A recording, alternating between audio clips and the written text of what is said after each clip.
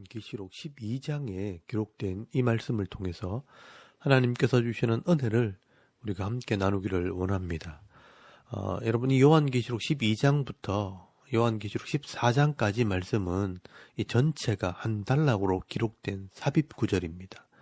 어제 요한계시록 11장 말씀에서 일곱째 나팔, 이 마지막 나팔이 불려지게 되면 엄청난 일이 벌어지기 때문에 왜 이런 엄청난 이 상황들이 벌어지게 되었는가, 그 이유와 배경 설명을 하게 되는 것입니다.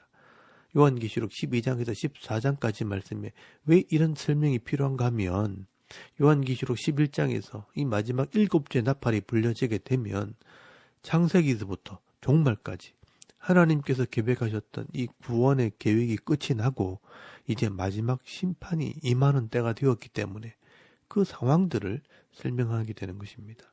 그래서 우리는 이런 요한계시록의 구조를 다시 한번 정리를 할 필요가 있습니다. 어제 요한계시록 11장 15절 말씀에서 일곱째 나팔, 이 마지막 나팔이 불려지게 되면 이제까지 계속 예언했던 대로 이 성도들은 부활의 몸으로 변화되어 들림을 받게 되고, 또 이 땅에 남아있는 불신자들은 이제까지 참아왔던 진노의 대접으로 심판을 받게 됩니다. 그런데 여기서 우리가 생각해야 할 것이 있습니다. 지금 성도들이 들림 받는 이 사건과 땅에 남아있는 불신자들에게 이 심판이 임하는 이 사건은 동시에 일어나는 일이기 때문에 위아래에서 일어나는 일들을 동시에 설명을 해야 된다는 것입니다. 그래서 이 성경에서는 연이어서 기록을 하고 있지만 이것은 위아래 양쪽에서 일어나는 일이라는 것을 우리가 알고 읽어야 이것을 이해할 수가 있는 것입니다. 여러분, 이 모든 일들이 이 마지막 나팔이 불려지면 일어나게 되는 일이기 때문에 성경에는 이 마지막 나팔에 대한 이 중요성을 계속 이야기를 하게 됩니다. 그래서 이 마지막 나팔이 불려질 때 엄청난 일이 벌어지게 될 것을 이미 예언을 해놓은 것입니다. 그래서 여러분, 어제 말씀을 나누었던 요한계시록 10장 말씀을 다시 보시면 힘센 천사가 갑자기 나타나서 일곱째 나팔이 불려지면 이 선지자들이 전한 복음과 같이 하나님의 비밀이 이루어질 것이라 라고 강조를 했던 것입니다. 그리고 이 사도 바울도 이 마지막 나팔에 대해서 이미 예언을 해놓았습니다. 고린도전서 15장 51절에서 52절까지 말씀에도 이 마지막 나팔에 대한 경고를 하고 있습니다.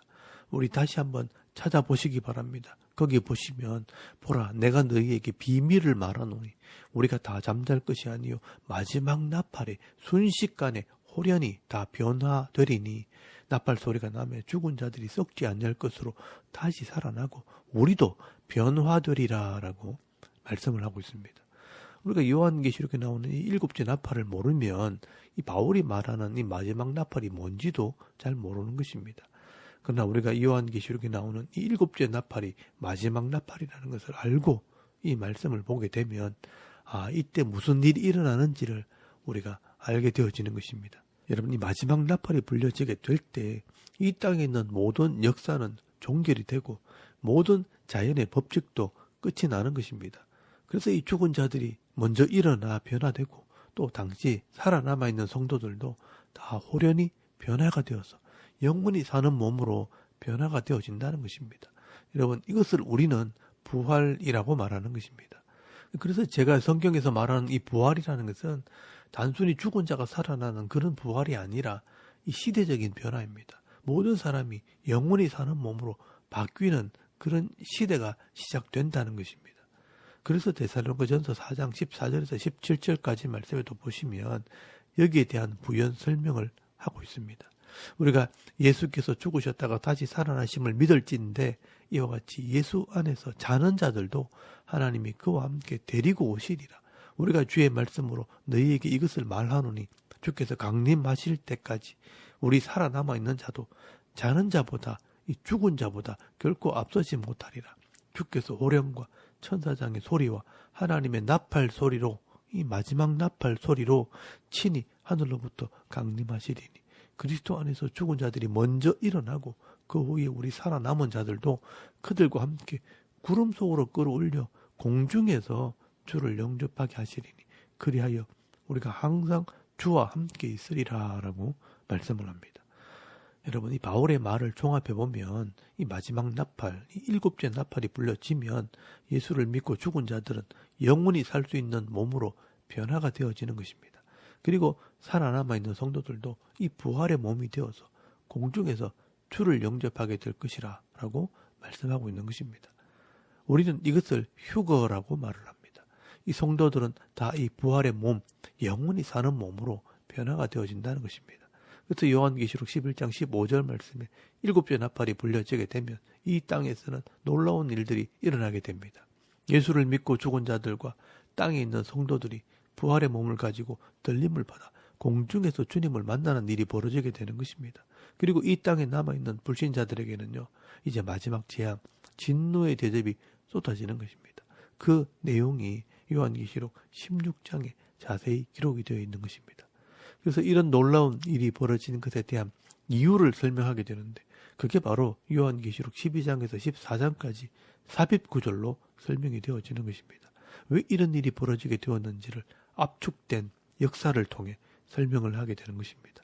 그래서 요한계시록 12장에서 14장까지 말씀은 크게 박스를 쳐서 구분을 해놓고, 요한계시록 11장 15절 말씀에서 실제로 연결되어지는 내용은 요한계시록 16장 1절 말씀입니다. 그래서 요한계시록 16장 말씀에는요, 이 땅에 남아있는 이 불신자들에게 임하는 재앙을 7대접으로 보여주게 됩니다. 그리고 이런 불신자에 대한 재앙이 왜 임하게 되었는지를 요한계시록 17장에서 18장까지 말씀에 또 이 삽입 구절로 설명을 하게 됩니다. 그래서 여기도 큰 박스를 쳐서 구분을 해 놓아야 합니다. 여러분, 요한계시록 12장에서 14장까지 말씀은 이 성도들이 들림받게 되는 이유를 설명을 하고, 요한계시록 17장에서 18장까지 말씀은 불신자들이 심판받게 되는 이유를 설명을 하고 있는 것입니다. 이게 다 이 상황들을 설명하는 삽입 구절입니다. 그런데 이런 내용을 구별하지 못하고 연속적인 내용으로 읽게 되면 이 요한계시록을 제대로 이해할 수 없는 그런 구조로 되어 있습니다. 그리고 이 요한계시록 16장에서 18장까지 말씀에 이어서 요한계시록 19장 말씀에는 이 공중에 들림받은 성도들이 주님을 만났을 때 또 어떤 일이 벌어지게 되는가, 이 성도들과 어린 양 예수님이 만나는 장면을 설명을 하고 있는 것입니다. 그러므로 이 요한계시록 11장부터 이렇게 들림받은 성도들과 땅에 남아있는 이 진노의 심판을 받는 불신자들이 서로 나누어진다는 것을 우리가 먼저 기억을 해야 됩니다. 그래서 위에서 일어나는 일들과 땅에서 벌어지는 이 일들을 동시에 기록을 하고 있고, 그 사이에 왜 이런 일이 벌어졌는지 각각 설명을 하고 있다는 것을 잘 파악을 하고 이 성경을 읽어 나가야 이 전체 내용을 이해할 수 있는 것입니다. 과거에는요, 우리가 이 요한계시록의 이런 상황들을 설명하는 이 삽입 구절이 있다는 것을 이해를 못하고 그냥 차례대로 연결해서 성경을 읽었기 때문에 이 요한계시록을 전혀 이해할 수 없었고요. 그래서 억지로 해석을 하다 보니까 이것 때문에 많은 이단들이 나오게 된 것입니다. 이런 삽입 구절에 대한 이 내용들은 최근에 와서야 이해를 하게 되었습니다. 오늘 이 요한계시록 12장 말씀에서 14장까지 말씀에는 왜 이런 엄청난 일들이 벌어지게 되었는가, 왜 이 성도들이 들림을 받게 되었는가 한번 살펴보도록 하겠습니다. 여러분, 이 땅에 있는 이 교회가 이 구약교회에서 이 신약교회에 이르기까지 어떤 과정을 통해 존재하게 되었는가, 이 압축된 역사를 통해 설명을 하고 있다는 것을 먼저 이해를 해야 됩니다. 먼저 요한계시록 12장 1절 말씀에 보시면 해를 옷 입은 한 여자가 나오게 되는데, 이 여자는 누구를 말하는 것인가? 이 구약시대 이스라엘 나라를 이 한 여자의 모습으로 표현을 하고 있는 것입니다. 이것을 그림 언어라고 하는 것입니다. 여러분, 1절 말씀에 보시면 하늘에 큰 이적이 보이니 해를 옷 입은 한 여자가 있는데 그 발 아래는 달이 있고 그 머리에는 12별의 관을 썼더라라고 말씀을 합니다. 여러분, 이 이미지는 이 창세기에 나오는 요셉이 꾼 꿈에서 가져온 것입니다. 요셉이 꾼 꿈을 아는 사람들은요, 이 말을 이해할 수가 있는 것입니다.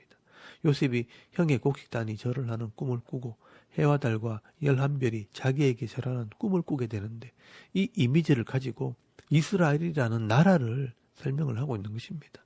그리고 이 이스라엘이 하나님과 언약을 하는 것을 결혼하는 것으로 설명을 하기 때문에 이 이스라엘이라는 나라를 여자로 표현을 하는 것입니다. 그래서 12별의 관을 쓴 이 여자는 이스라엘 나라를 의미한다고 보시면 됩니다. 그리고 이 이스라엘을 통해 메시아, 이 예수님이 태어날 것이 예언되었기 때문에 이 예수님이 태어날 이스라엘을 임신한 여자로 표현을 하는 것입니다. 그래서 2절 말씀에 보시면 이 여자가 아이를 베어 해산하게 되매 아파서 애를 쓰며 부르짖더라라고 말씀을 합니다. 이 여자, 이 이스라엘을 통해 메시아, 예수님이 나오게 되었다는 것입니다. 그런데 그때 3절 말씀에 보시면요, 이 마귀가 예수님을 죽이려고 합니다. 하늘에 또 다른 이적이 보이니 보라 한 큰 붉은 용이 있어 머리가 7이요 뿔이 10이라 그 여러 머리에 7 왕관이 있는데 그 꼬리가 하늘의 별 3분의 1을 끌어다가 땅에 던지더라. 용이 해산하려는 여자 앞에서 그가 해산하면 그 아이를 삼키고자 하더니라고 말씀을 합니다. 여기 나오는 큰 붉은 용은 마귀, 사탄을 의미하는 것입니다. 9절 말씀에 보시면요, 그 실체를 설명을 하고 있습니다. 큰 용은 옛 뱀, 마귀라고도 하고 사탄이라고도 하며 온 천하를 꿰는 자라. 그가 땅으로 내어 쫓기니 그의 사자들도 그와 함께 내쫓기니라 라고 말씀을 합니다. 이 큰 붉은 용은요, 옛 뱀, 창세기에 나오는 그 뱀인데 원래 이름이 마귀 또는 사탄이라고 말하는 것입니다.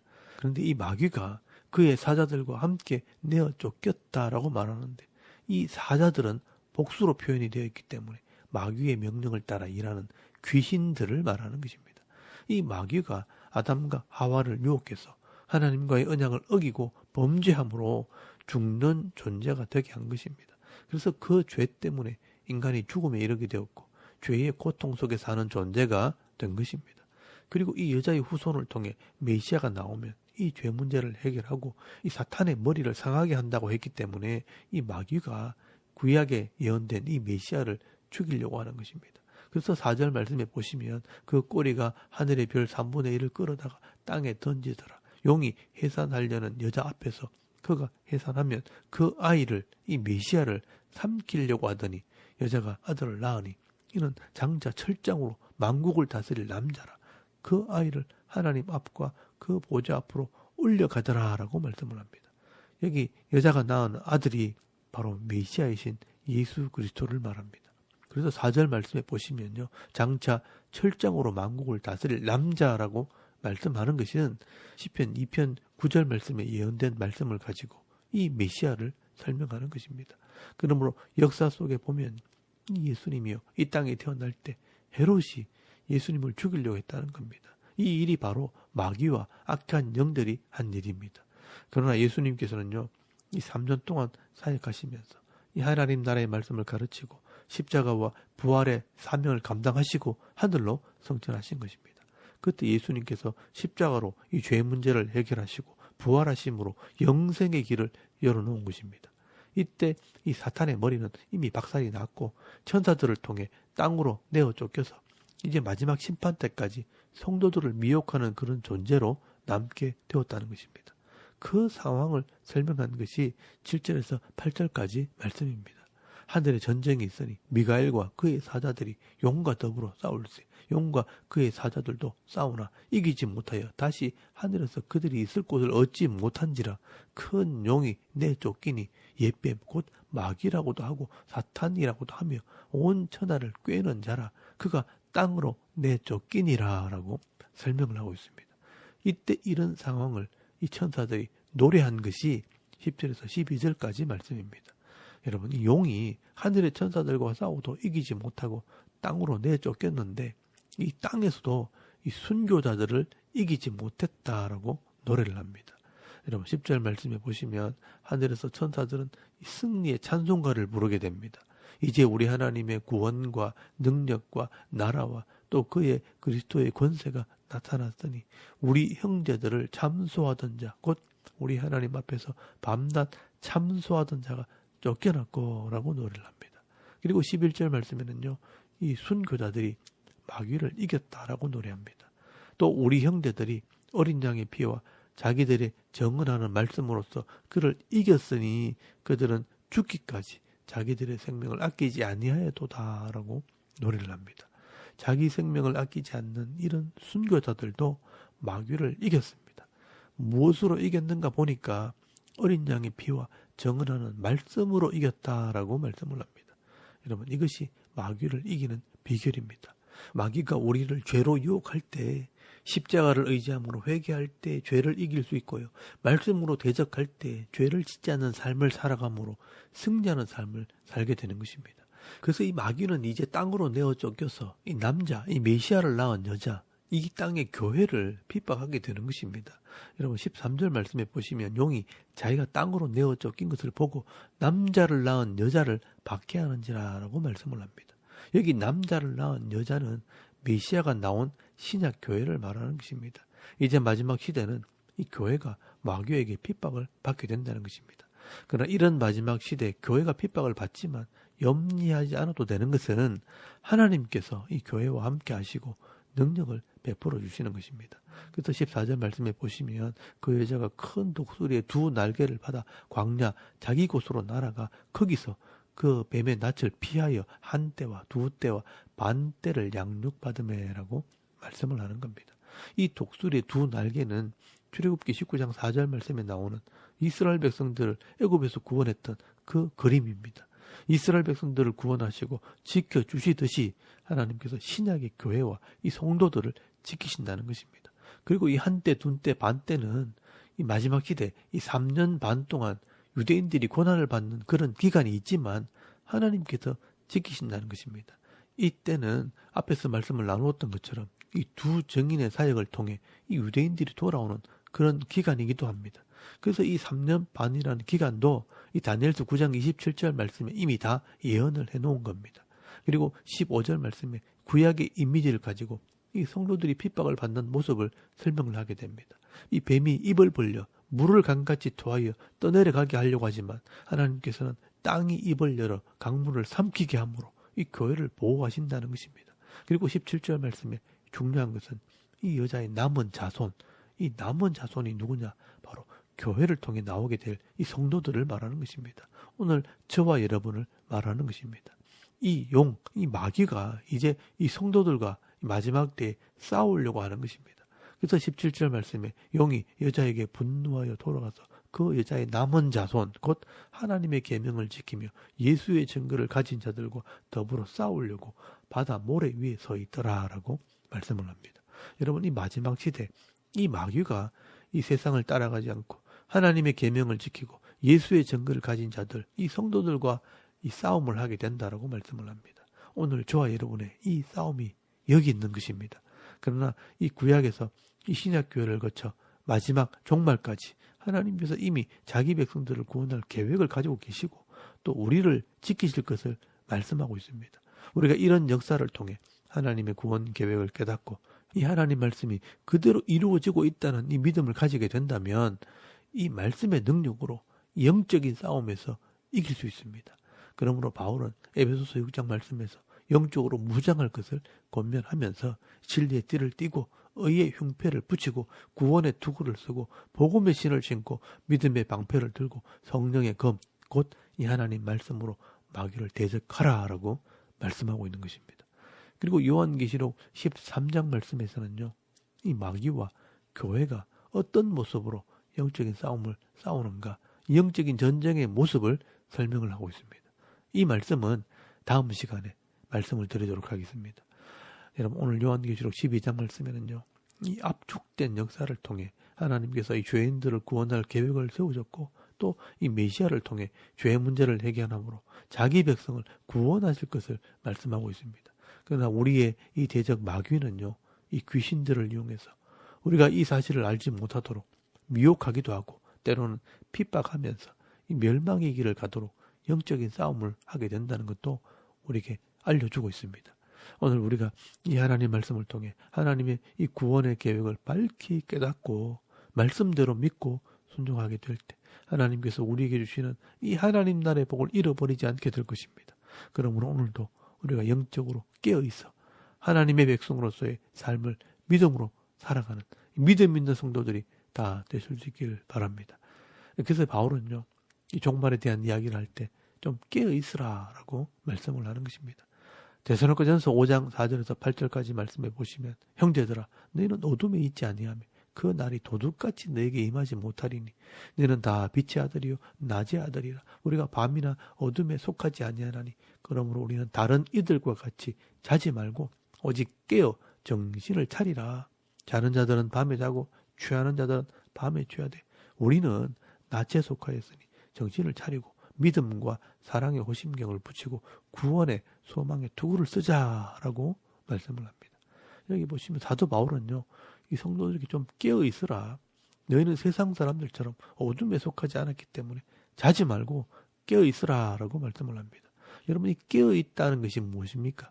믿음과 사랑과 소망을 가지고 내게 주신 이 사명을 감당하는 것이 깨어 있는 자들이라고 말씀을 합니다. 그래서 우리가 낮에 속하였으니 정신을 차리고 믿음과 사랑의 호심경을 붙이고 구원의 소망의 투구를 쓰자. 이런 무장을 하라는 것입니다.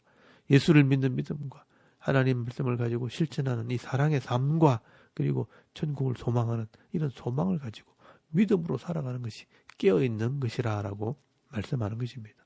오늘도 향방 없이 어디로 갈지 몰라 방황하는 그런 인생을 살아가는 것이 아니라 내게 주시는 이 사명이 무엇인지를 깨닫고 의로운 삶, 거룩한 삶을 살아감으로 내게 주신 이 분복을 받아 누리는 이 행복한 그리스도인으로 오늘 하루 삶을 살아가는 저와 여러분의 이런 영적인 삶의 모습이 되실 수 있기를 주의 이름으로 축원합니다.